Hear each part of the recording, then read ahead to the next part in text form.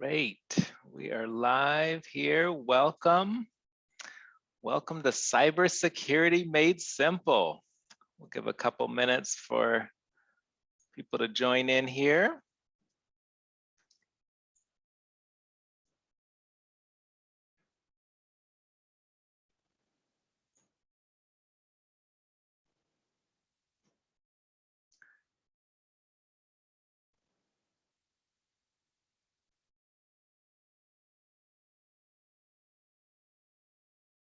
Welcome, welcome.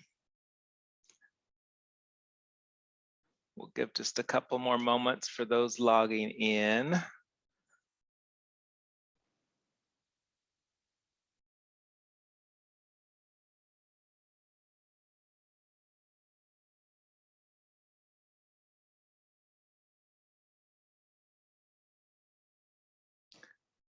Okay. All right, we'll go ahead and get started, and hopefully there'll be some others joining in as well. So welcome to all of you who are joining us live or joining by recording. Glad to have you here. My name is Jason Harris. I'm the Vice President and Chief Operating Officer of Financial Freedom Wealth Management Group. And I'm joined by a couple special guests, which I'll introduce very soon. Don't worry, I will introduce them. But we're going to talk about cybersecurity made simple. So our goal here today is really to educate you. This is totally free. There's nothing that we are asking of you. We just want you to be more informed so that you can make better decisions, especially with all that's going on in our digital world these days. And our special guests are going to be able to shed some light on that. And you will have a time for questions and answers at the end. We'll go through that. So there is a Q&A button on the bottom of your screen, or you can type it into the chat there, where we'll be fielding those at the end of the presentation. So hopefully you learned something practical and something useful that you can take with you as you go into these next steps. So let's talk first on the next slide here about who we are. So I know we have a number of guests in the audience today who, in addition to our clients, you may be new to who we are. And so we just want to give you a quick overview here. We were founded at the turn of the century. Yes, the year 2000, but we are a comprehensive wealth management firm. We're committed to helping you achieve your long-term success, fulfill your dreams, and you can see our commitment there. This is the thing that we hold near and dear, and it really is our commitment. When you come to see us, call us, contact us, we are committed to caring deeply about you and your financial life. So it's not just about your finances, but it's about how all that fits together in your overall picture. So that's what's important to us, and that's who we are. Then also who we are is our team. So we have 14, and we're hiring, so there's a few that are going to be added here soon, but we have currently 14 professionals here, knowledgeable and ready to serve you. You can see all of our pictures there, but every single team member is committed to caring deeply about you and what's going on in your life. So we're focused on your goals so that you don't have to worry about a lot of these things. So that's really who we are. Now let's talk about our presenters today. We've got two amazing people from LPL Financial. So that's our broker dealer, and they have both been with LPL for a little bit. So Joe is kind of new to LPL, but you've been in information technology for the past 11 years. And Joe has a long technical background of managing network infrastructures, server systems, and direct support for all IT-related systems. Those are things I don't even fully understand, so you'll unpack some of it for us so I can tell you're a professional in this area. Also, proud veteran of the U.S. Army. It's Veterans Day tomorrow, so thank you for your service. Very appreciated. Joe is married. You've got 2 children. And in your spare time, Joe, you are an aspiring endurance runner and you love the great outdoors. This sounds like Oregon to me. So welcome, Joe. And then we also have Michael Terry, also known as Mike. Mike is an analyst and advisor technology risk team on the advisor technology risk team for over 5 years now. And prior to working at LPL, Mike worked in the financial services industry with companies like Capital One and Wells Fargo, definitely names we recognize. And then outside of work, Mike, you enjoy spending time with your family. That's good. And then self-proclaimed barbecue pitmaster. I feel like I need to know more about this and maybe have a dish sent to my house. That's what I'm thinking. So welcome, Mike. So again, just a reminder, if you have questions as we go throughout the presentation, feel free to put them in the Q&A and we'll get to those at the end. But for now, I'm going to turn it over to Joe to kick us off. Awesome. Thank you, Jason. So as Jason mentioned, my name is Joe Hill. I'm a member of the Advisor Information Security team. And today we want to talk to you about cybersecurity in a made simple type format. It's a can be confusing, can be very inundated with information, a lot of different things that go into cybersecurity, but we want to kind of give you some ideas of how that can be very simple, and it can be simple to keep yourself protected and keep your data protected. So jumping in, giving you a little agenda and just an idea of what we're going to talk about today. We're going to kind of give you some ideas of how to protect your information, some recent cyber attacks or just cyber attacks in general, how to identify them and how to handle those, ways to secure your information. And then Mike's going to talk more about protecting your family and how to protect yourself in different landscapes and different areas of our lives and the way things go. So really, when you think about keeping your information safe, we look at it in different tiers, and we look at it as you, the client, being most important. We want to make sure that you're protected. We want to make sure to get, the team at Financial Freedom, the tools and all the different things to keep you protected. And we do that in a lot of different ways. One big way is reoccurring trainings, just like this one. Mike and I do a lot of trainings for advisors and for different firms, and we do a lot with Financial Freedom. We've worked with them different times and done presentations for them in the past, and we have that personal relationship with Jason and others in the team. So it's always great to work with them, and we give them secure financial tools that they're able to use to help you and to keep those systems protected and keep them safe so that they can continue to serve you. At LPL Financial, we pride ourselves on having a dedicated cyber staff. We've got over 125 professional individuals that work around the clock, essentially, to help keep all of our data for all LPL clients and LPL financial advisors to be protected and secured. We offer different cyber insurance as part of our packages to help protect you even further. And then we have state-of-the-art facilities, just like the one that Mike and I are in today. We're actually on site here in Fort Mill. So we have a lot of different resources at our disposal to help protect our advisors and clients all the way through the whole spectrum. So getting more into what we want to talk about today, we want to talk about cybercrime, cyber attacks, but we have to know who's behind those cyber attacks. When you think about cyber attacks, it's good to know how to identify them, but if you know what they're after, you can see a little bit more of the attack. So if you look on the right side of this in the orange portion, where espionage, terrorism, warfare, those are all very scary things. They're all things that are out there, but they're not going to always affect us directly. They're not attacks coming at us directly personally. We may feel them, just like if you think about the pipeline incident that Mike and I had to deal with a couple of months ago. That was more a bigger issue where we had to worry about getting fuel to get to work or go out and do things. You think about the meatpacking facility that was hit with ransomware. You think of SolarWinds last year. All these different things are large attacks, and they're going to affect us, but not specific direct to us. We're focusing more on the left side, Hacktivision, Crime, and Insider. I want to primarily focus on crime and insider, because that's mostly where these terrorists are going to come after us, or those attackers are going to come after us. So if you think about crime, they're really after something. You have to think what the purpose and intent that they're coming for. A lot of times these cyber criminals, they're going to want to make financial gain. That's what they're coming at us for, especially in the financial industry.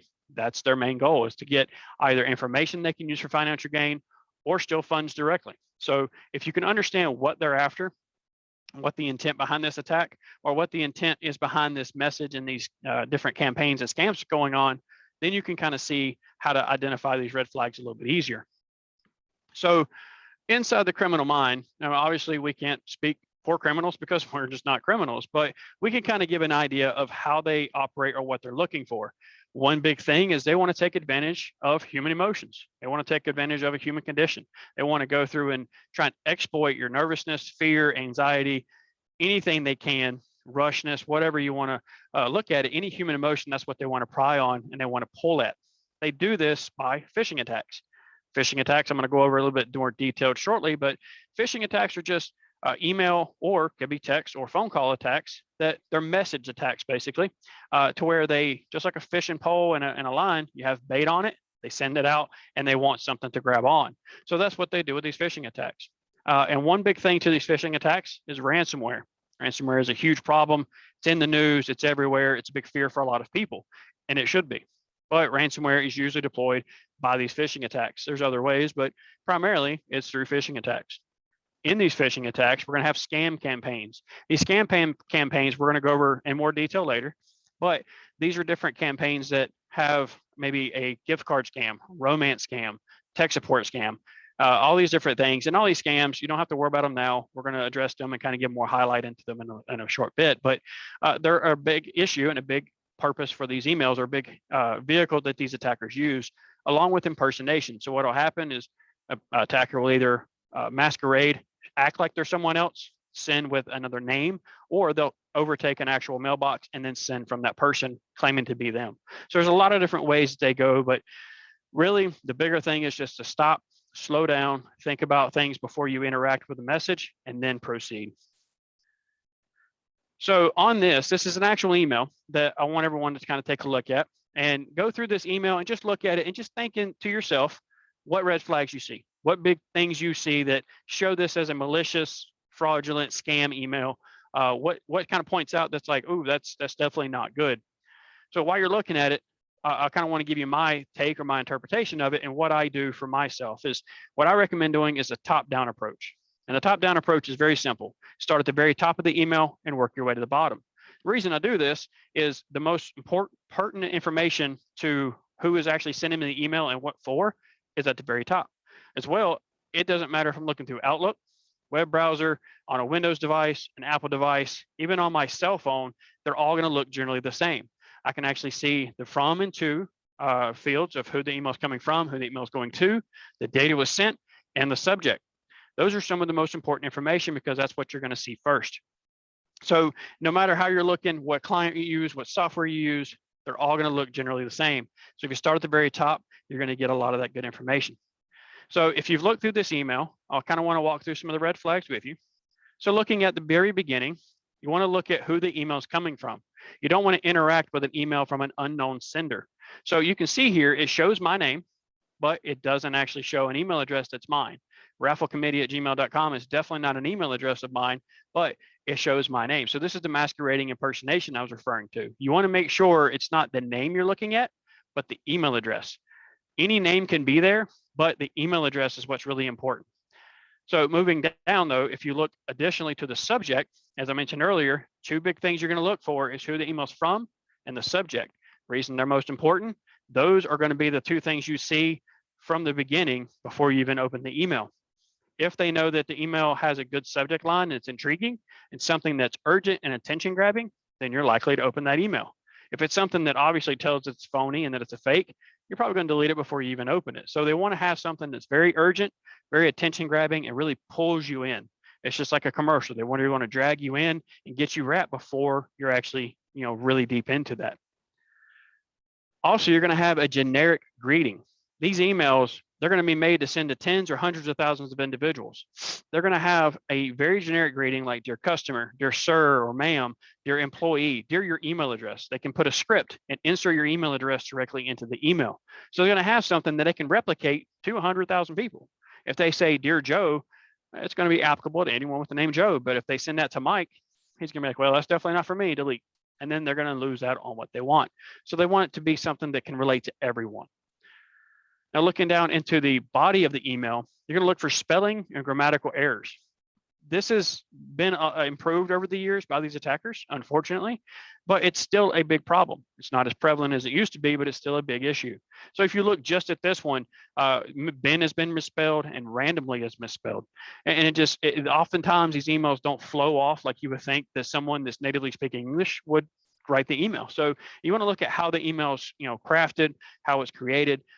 They do go through and kind of fix these a lot nowadays, but it's still a big thing. If you see spelling or grammatical errors in these emails and it just doesn't seem like it's well written, make sure you look at all the email and stop before you really interact with it. Now, what I really want to get at, and one of the big pieces, is this link. I asked you to go through and look at this email and see what's going on with it. There's a few things to this link, and this is where the cyber criminals really get bulk of their victims. So if you look at the link, it's HTTP. It's going to facebook.com. Facebook actually runs on HTTPS. So you want to have that S. It's a secure site. And it basically just means there's a certificate that means it's validating who that site is. And it's validating that it is a good site and that you're talking to the correct server.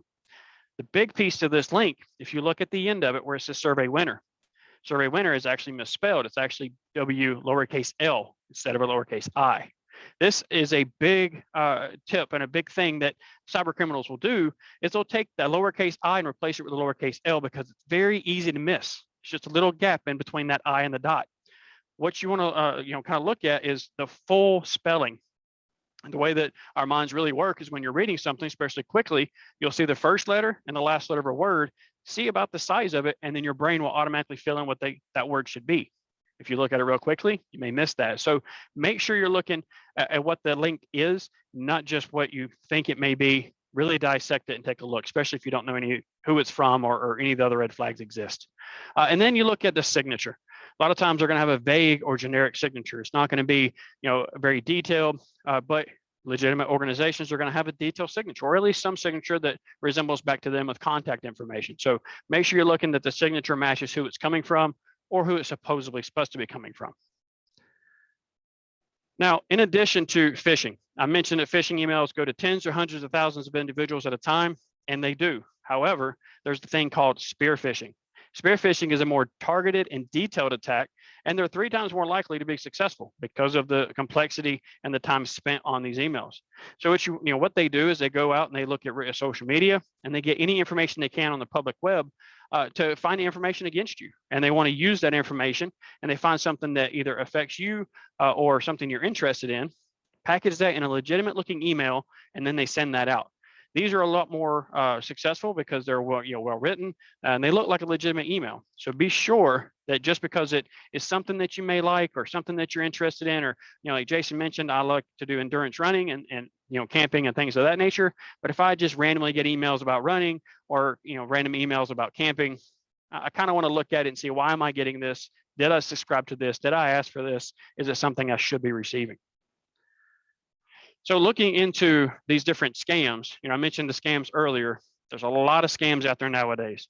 Gift card scams is a big thing, and they kind of couple a lot of times with tech support scams. But gift card scams is, in essence, when someone tries to get you to buy gift cards, posing as someone you know, or posing as someone offering you services, and the payment is by gift card. So what they'll have you do is purchase gift cards from a popular vendor, scratch off the back of them, and then send the code to them. The problem with that is once you send it, that money is pretty much gone and it's irreversible and not refundable. Tech support scams are where a lot of companies will reach out to you and say that your computer's infected or your account's been compromised, things of that nature. Most likely, Microsoft, Amazon, Google, they're not going to reach out to you proactively. They're not going to reach out and know that your computer is infected. They really shouldn't even know that information in the beginning. So that what they're going to do is pose as support from these organizations. If you ever find yourself in that kind of situation, make sure you find good contact information for that company and reach them and make sure that it's something legitimate. And then we have holiday scams. With the holidays coming up, Thanksgiving's coming up in about a week and a half or 2 weeks, and then we got Christmas next month. Attackers don't really care if it's the holiday season. They just want to prey on their victims. And especially with it being, prime shopping season with Black Friday, Cyber Monday, all these specials and deals, everyone's shopping online, especially nowadays with the pandemic going on still. Holiday scams are huge and they're a big thing. So make sure you're not just falling into a trap because it's the holidays. while some may, have good intentions during holiday season, and some may have a good, feeling and want to do great for other people, there's still enemies out there that want to do bad things and still criminals. So make sure you do not click on any link or open any attachments from unknown sources. Remember, these large IT companies will never proactively call you personally. And if you're ever unsure of an interaction, we recommend cease that communication immediately. Look up a good contact for that company, contact them, and make sure it's something legitimate.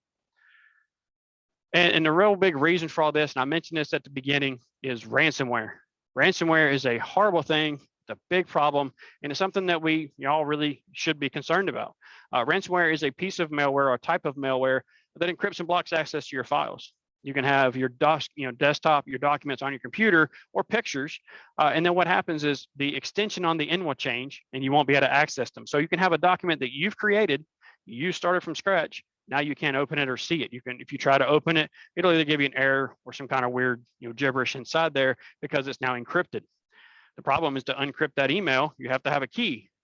Who has the key? The bad guy, the guy that, the one that went through and took all your data and kind of kept it housed to hold ransom from you. And they say, they kind of promised that if you pay the ransom, we'll give you the data back. Well, that may or may not be true, but we always recommend, just like with the FBI, to never pay the ransom if you do get hit by ransomware. And there's a couple of reasons for that. For one, you can't trust criminals. They may say they'll give you your data back, but they've already taken from you once. Who says they're not going to steal from you again? It may just be part of their ruse to get more money out of it or get the actual funds from you. And you also don't want to fund terrorism.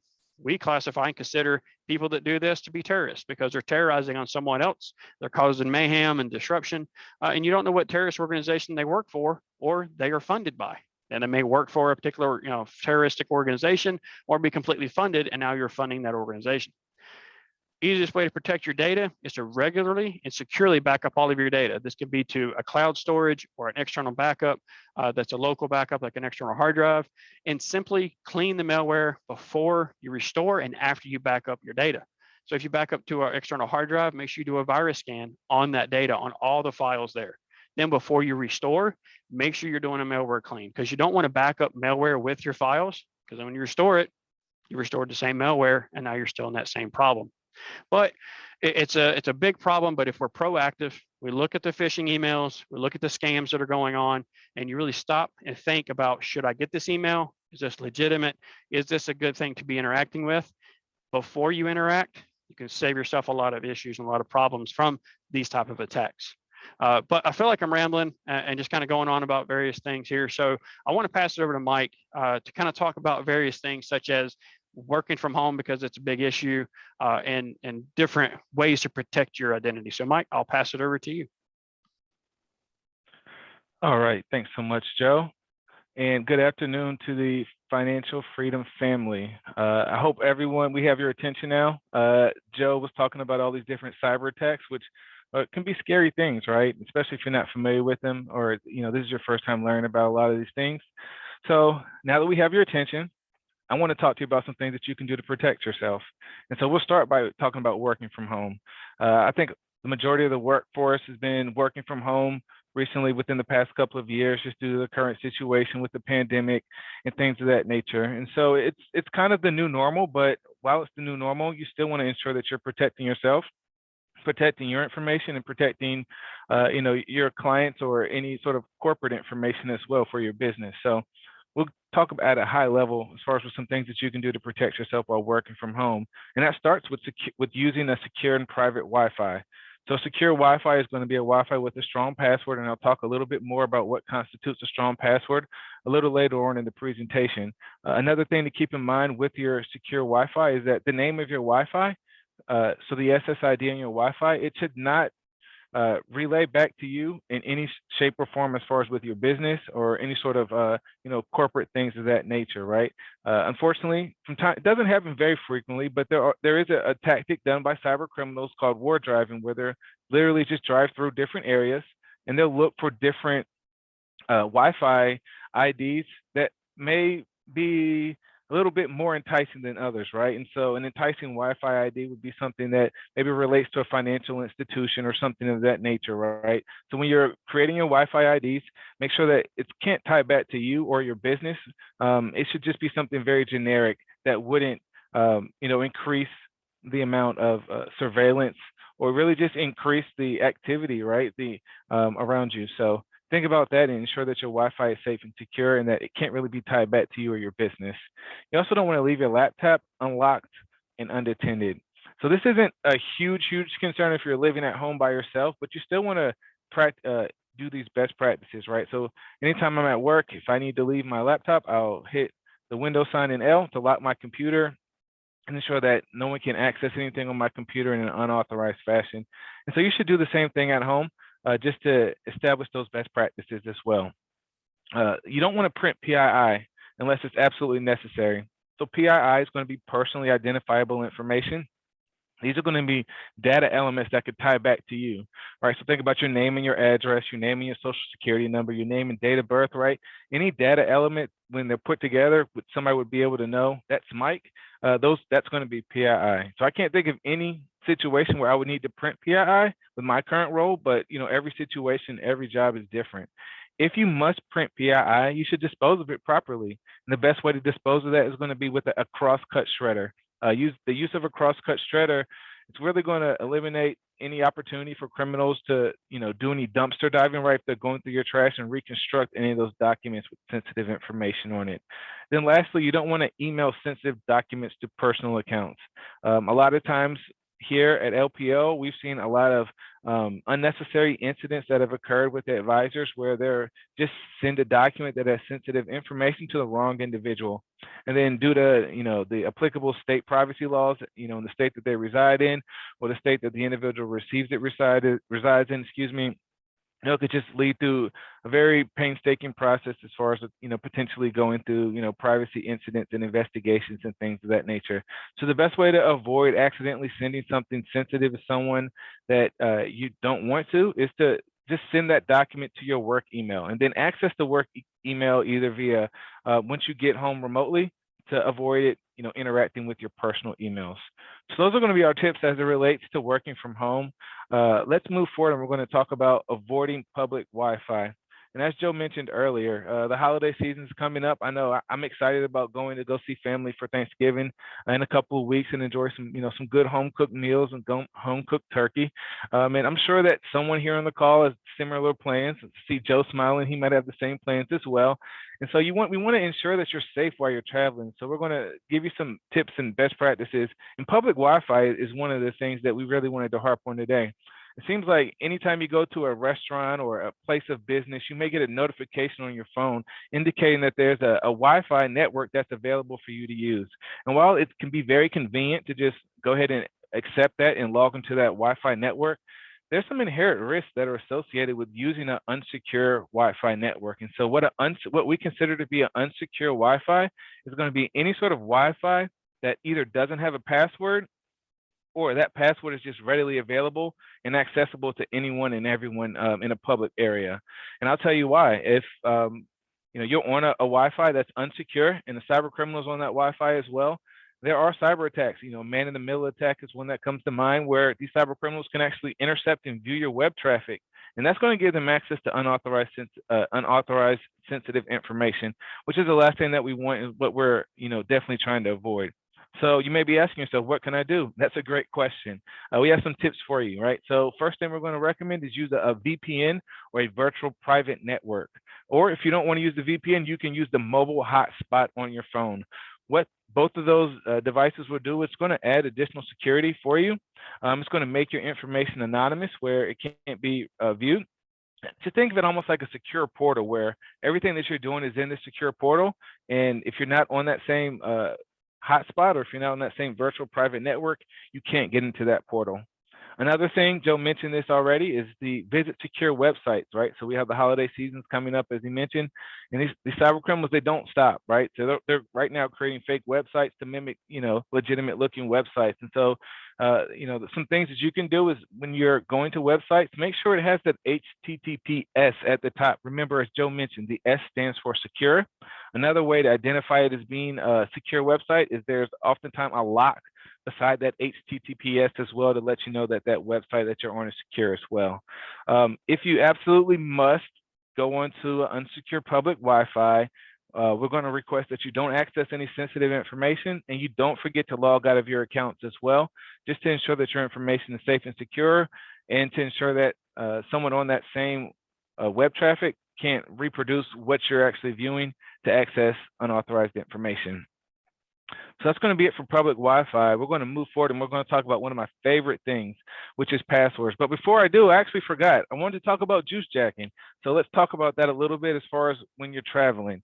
So when you're traveling, a lot of times over the holidays, you may go places where you can, if you're in an airport or things of that nature, where you can actually go and you can just plug in your USB cord directly into a charging station. And while that seems convenient, there are risks associated with that. Those same risks as far as with that information being intercepted. And so what we're going to recommend that you do, you have a couple of options. One, you can use a portable charger.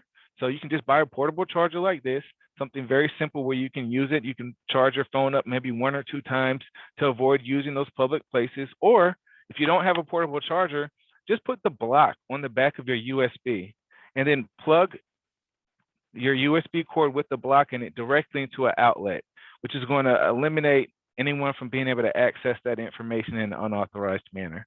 So I almost forgot that point, but it's very important. So I wanted to make sure that I included it. So now we can talk about passwords. And think about passwords as the keys to your kingdom.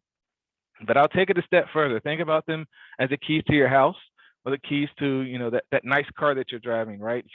You're not going to go and provide a stranger the keys to that nice car that you're driving so they can get behind the wheel and take it for a joyride around the block to see how your car drives, right? The same thing with your house. You're not going to just provide a complete stranger the keys to your house so they could go in, go in your refrigerator, eat your snacks, and sit on your sofa and look at TV. That's just not realistic. So you want to treat your passwords the same way.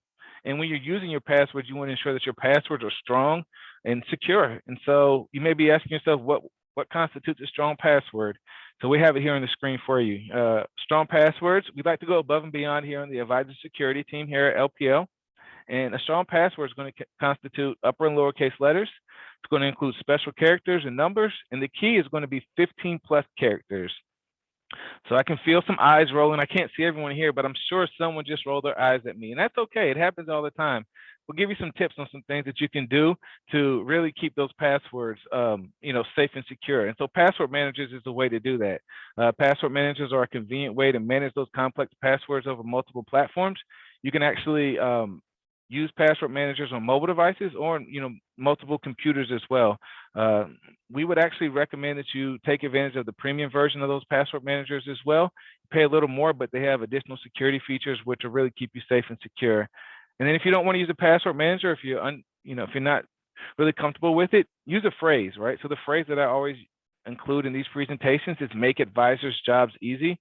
It's easy to remember. It's not necessarily directly applicable to me, right? People don't know I work with financial advisors every day. And if we go to the next slide, Joe, the best thing about this is that it's a 19-character password. And so this slide right here does a great job of really just illustrating why it's so important for your passwords to be long and strong.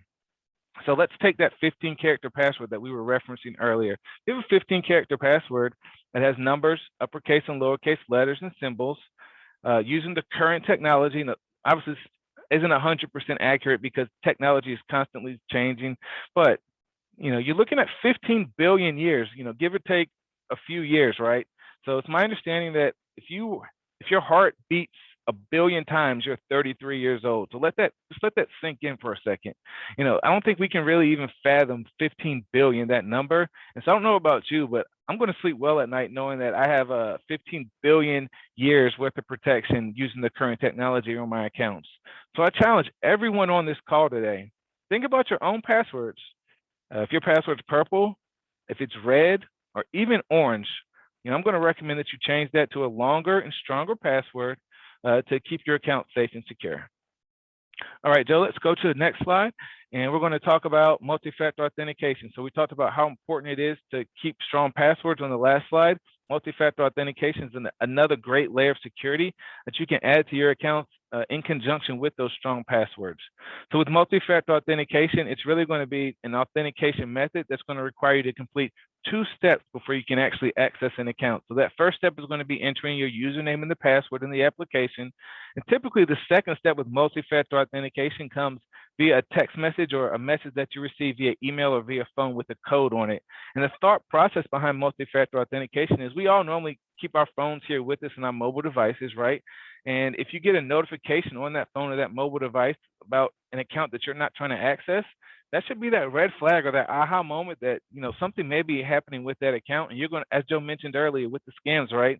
At that point in time, you make sure that you contact that company directly so that you can rectify the situation or submit any applicable claims if needed. All right, so that's multi-factor authentication. I want to talk about social media. Social media is great. I think there's been increased use of social media, right, as it relates to the pandemic and, you know, everyone kind of being quarantined. But let's talk about some best practices as it relates to social media as well.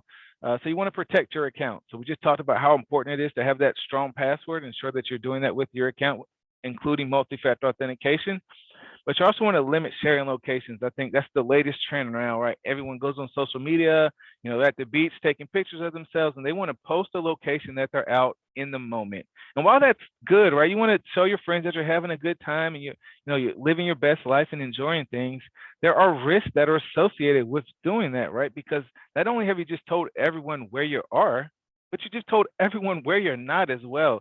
So you're really just increasing the risk of, you know, burglary or, you know, just any sort of bad thing could happen. So our recommendation would be go have a great time, you know, take those pictures. We want you to post them on social media, but we want you to wait until you're back from your trip before you post them just to reduce the risk. Another thing to keep in mind is what you post online stays online. So a lot of times there's a misconception. People may post things out of emotion and they think they can just delete it and it's done and it's gone. That's not the case, right? There's you know, people can screenshot things and recirculate them. And honestly, things just have a way of recirculating themselves on the internet. So before you post it, ask yourself, is this something that you want a family member to see or maybe a future employer or current employer? And if you have any sort of hesitation, don't post it. Don't post it at all. And then you don't want to post your personal information. This is something that you're going to hear me talk about for the rest of the presentation because it's really that important, right? Your information is just that, it's yours. And you should ensure that it's safe and secure and don't just post it where anyone can get it, access it, and use it to commit fraud against you. Know your friends. So we'll talk about this more as we conclude the presentation, talk about things you can do to protect your family, but really just know your friends. A lot of times it may be the cool thing to do to, you know, have a whole bunch of connections and friends online, but these should be individuals that you know. You know, there's a term called catfishing that we'll talk about later in the presentation, where people can just create accounts and be whoever they want to be. All right, so that's it for social media. Let's move forward and we're going to talk about mobile device security. I just mentioned how we all have mobile devices. I think there are over 6 billion in the world. So you probably have a few mobile devices and you want to ensure that those devices are safe and secure. And not only your mobile devices though, right? But in the new age of, you know, these IoTs or the Internet of Things, you're seeing not just mobile devices, right? You see refrigerators at homes, you see grills, you know, any thermostats, right? Everything in your home is now connected to Wi-Fi. So you want to ensure that these items are secure because they can be compromised. All right, so let's talk about some things that you can do. You want to update software regularly with your mobile devices. I have an iPhone. I get frustrated sometimes because I feel like I'm getting notifications from Apple every other week that I need to do a software update. I'm like, what is going on? And while it can be frustrating, listen, it's real value to these updates. These engineers are able to identify vulnerabilities and things that need to get corrected in the current software. And these patches actually serve as the ability to do that, and it's keeping your device safe and secure. When you're going to install apps, go to only known and trusted apps. So if you go to the App Store or the Google Play Store, do some due diligence, right? Read the comments in the apps. Stay away from newly created apps as well, because those may have malicious content in them. You also want to use mobile security software. So you can just go to the App Store, search for mobile security software, and find something that's applicable for your phone. I have AT&T. I was able to find a pretty good mobile security software for AT&T for free that does periodic scans on my phone. It's also going to let me know if it's got the latest software in it as well. And then turn on user authentication and use strong passwords. I just talked about how important it is to use strong passwords in your day-to-day life.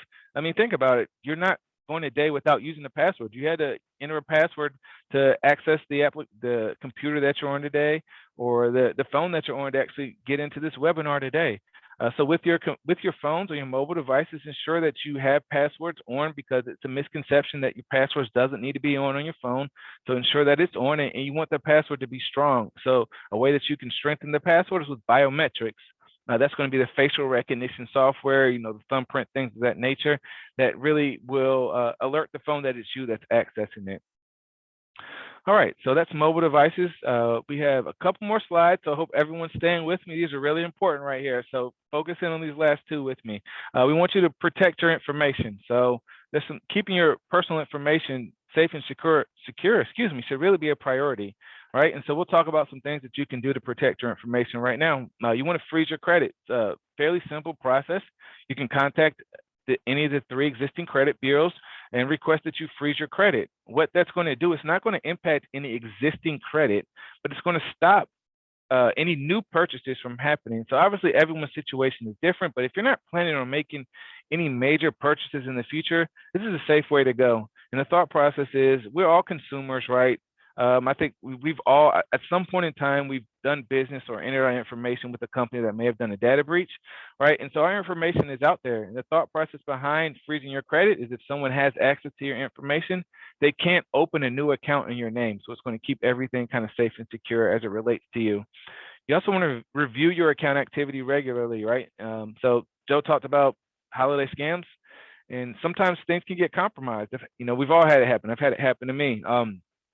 A good thing to do is to review your account activity regularly to ensure that there are not any unauthorized charges or transactions.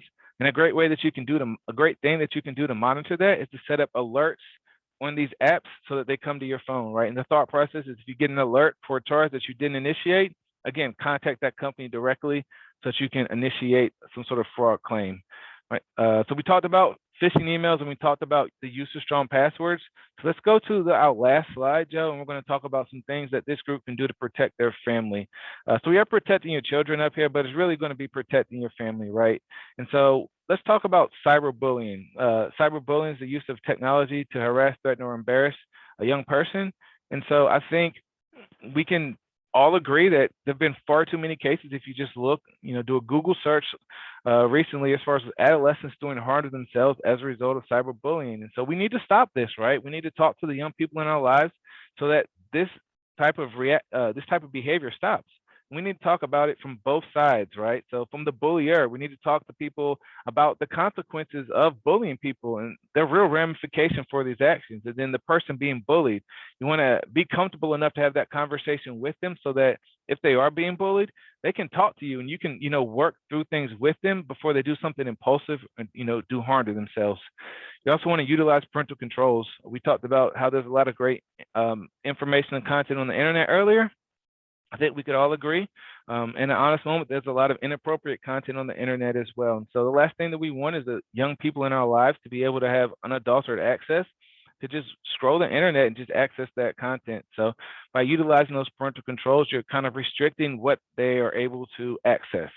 And to piggyback off of that, you want to conduct random checks as well, because I think even if we set parental controls for those young people in our lives, these young individuals are really good at, circumventing controls, right? So conducting a random check is a great way to kind of see what's going on.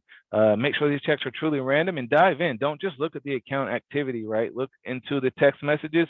Look at the content that's in the text messages. If they're using applications that have messaging functionality, look into the messages in the apps as well, right? To see what content's included in there.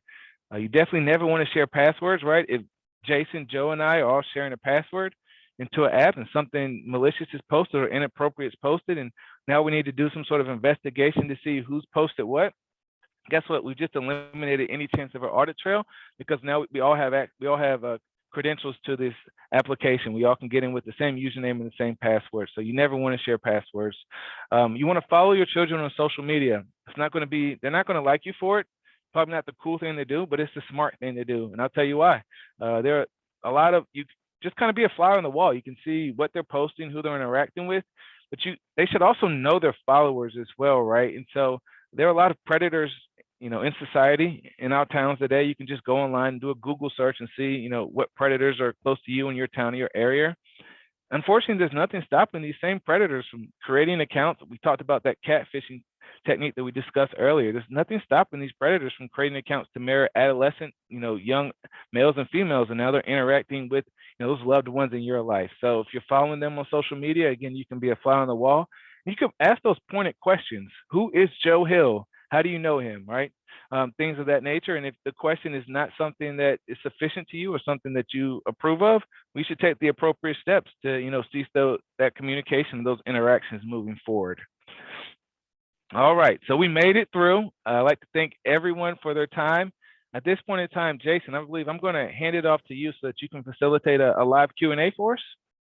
Yes, great. Thank you guys so much, Joe and Mike. You guys have been phenomenal.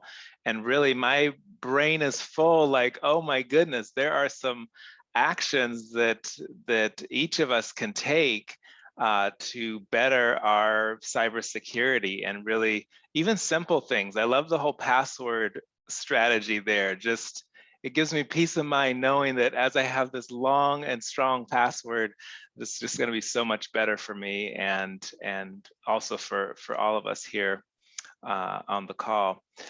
So yes, for next steps, I'd say think about a takeaway that you'd like to have. Like, what are you going to do to help better your cybersecurity from everything that you've learned today? And of course, we're recording this. The recording will go out to everyone who's on the presentation in a couple days. But yeah, you can go back and review, like, okay, which pieces do I need to put into play here? And then also, we would like to offer to anyone who would like a complimentary consultation to talk with one of our advisors. We'd be glad to help you guys with your financial lives. And also, we talk about these things too during our times together with our knowledgeable wealth advisors.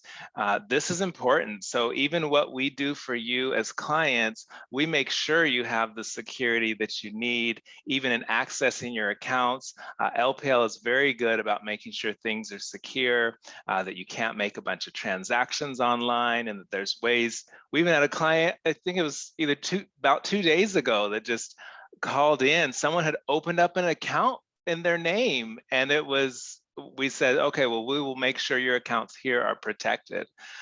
So anyway, things like that we're actively doing for you. But glad to do a complimentary consultation for you. Just text the word freedom to the number 458-777-4458. That'll give you a link to get on one of our advisors' calendars. Again, we have 7 wealth advisors here ready to assist you with your needs. So you may have some questions, so feel free to add those to the Q&A section here. I know Joe and Mike have covered so much ground. They probably answered everything you needed, but if there is a question or something you're curious about, go ahead and add that there and we will take those. So let's see, looks like, okay, one's already been answered there. Okay, it looks like there are no questions. I would say that means, Joe, Mike, you guys did a phenomenal job. So thank you for sharing your expertise and spending your time with us. Thank you for all that you do behind the scenes, also to keep our clients safe. That's very important for us. Oh, looks like we have one question. Hold on, before we close out, go ahead and type that in. Someone said, I have one question. If you want to finish that thought there, we'll be able to ask it here while we've got our cybersecurity experts on the line. Let's see. Okay, I'm not seeing the rest of that question. So if you, oh, there it is. Okay, someone's getting daily spam calls from Cloverdale or Oregon, possibly, and it's always a different number. So maybe asking kind of what to What should he do about that? So there's a few options. Unfortunately, with it being a different number, you can call the National Do Not Call Registry and get caught on a Do Not Call list. But the unfortunate part is if it's a different number every time, you just have to call for each time and each number. You just have to report each one, and then it'll kind of keep those calls from coming in. I know it's annoying, it's aggravating, but that's the best option that we can provide is just calling one of those Do Not Call. And you can find those by just looking online. Just kind of do a Google search on Do Not Call list, and you can find the National Do Not Call Registry, and then add that number to that. That's great. And it does take, I think it's 30 days for You can to also block on the phone, which is another thing, but it's just more of a hassle. It's a little quicker to where you can just block on your actual phone and just block them. But unfortunately, if it's just coming from different numbers, then it's very hard situation. Yeah, I have heard of people that have changed their number as well. I have done that myself, it. actually. I've done that years ago and had to change one of my phone numbers just to stop all those calls from coming in. So yeah, sorry that's happening. That's not fun. Okay, any other questions before we wrap up here? And we do want to point out that if there are additional questions that come up after, if you don't want to ask them now, or if they come up later, you can reach out to anyone at Financial Freedom, and then they can in turn reach out to Mike and I, and we can do our best to either answer the question or find the right answer for you if it's someone else within LPL. So if you have any future questions, definitely reach out to whoever your contact is at Financial Freedom, and then they can in turn reach us, and we can assist however we can. Yes, you can text that number if that's easiest for you, the 458-777-4458, or an email to our office would work as well. Well, thank you again for your time, and thank you for being here on the webinar. You all have a wonderful rest of your day. Bye. Thanks.